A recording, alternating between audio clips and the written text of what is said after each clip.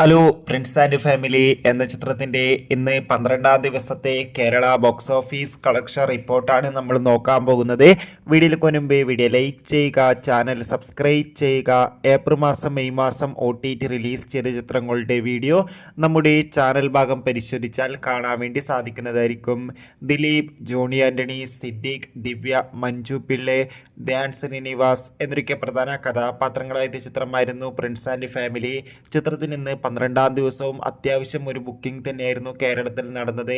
അതുകൊണ്ട് തന്നെ ഏവരും ഏറെ ആകാംക്ഷയോടെ ചിത്രത്തിന്റെ കളക്ഷൻ റിപ്പോർട്ടും അറിയാൻ വേണ്ടി കാത്തിരിക്കുകയാണ്.